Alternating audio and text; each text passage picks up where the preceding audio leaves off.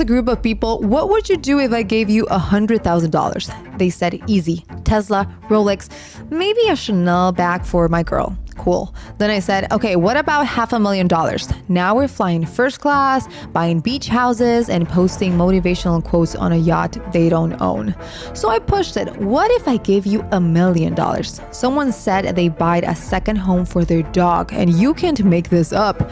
So then I asked a room full of entrepreneurs the same question. At $100,000, hire 2 people, build infrastructure, launch that product. At $500,000, buy back time, build systems, double ad spend, and at $1 million, acquire, scale, license, flip. And here's the difference. The first group was thinking spending. The second group was thinking multiplying. Money doesn't change your mindset, it exposes it. So if you're broke but already planning the Rolex, you'll be rich and still broke again in 6 months. Learn the difference. Your income is not your budget. Your job is to reinvest, not to impress. Entrepreneurs don't buy status, they build empire. Story that will change your life. There was a man who opened a coffee shop at the edge of a quiet street. No one knew him, no foot traffic, no fancy branding, just a sign that read, open at 5 a.m. People laughed. 5 a.m.? Who's even awake at the hour? But every single morning, the men showed up. Lights on, coffee hot, doors open. Day after day, no one came. Week after week, he's still open at 5 a.m. One day, a truck driver stopped by. Then a nurse getting off night shift. Then a father dropping off his kid at the airport.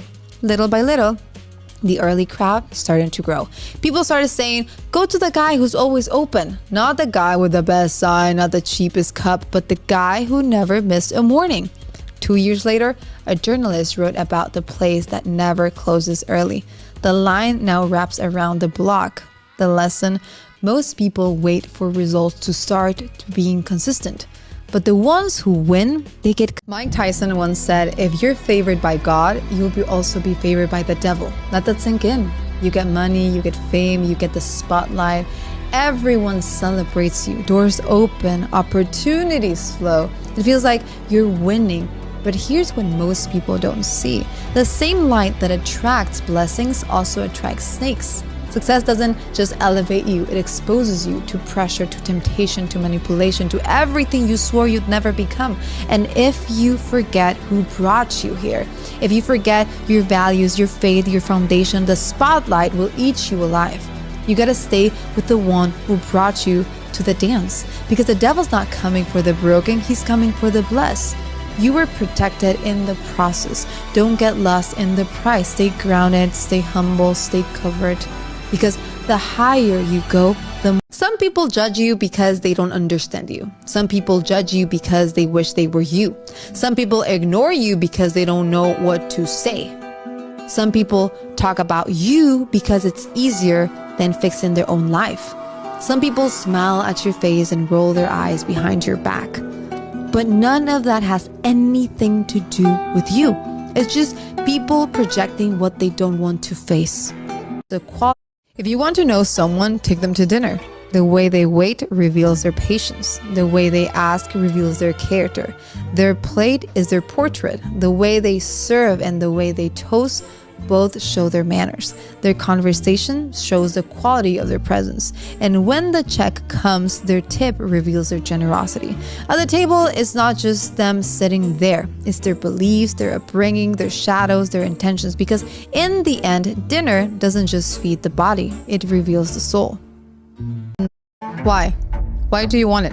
Why do you stay up thinking about it? Because when your why is clear, your how doesn't matter. You'll figure it out. You'll fight for it. You'll keep going because quitting doesn't make sense when the reason is bigger than the obstacle. Know your why and the rest will follow. I love this one. Every time you break a promise to yourself, you teach yourself that your word means nothing.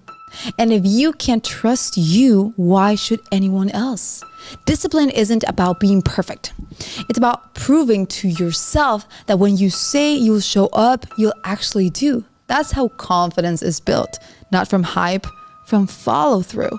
I walked into the Apple store the other day, held up my phone and said, "How much is this worth?" Guy looks at me 800 trade-in. Cool. But then I asked him, what if I told you this phone has the contacts of billionaires, global CEOs, and power players in every industry that could make your dreams come true?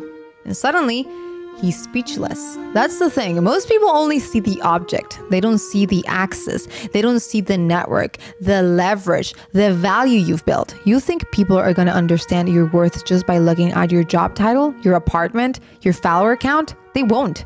Value isn't always visible, but it's very real. Protect your contacts, build your network, and never let someone appraise you at trade-in value.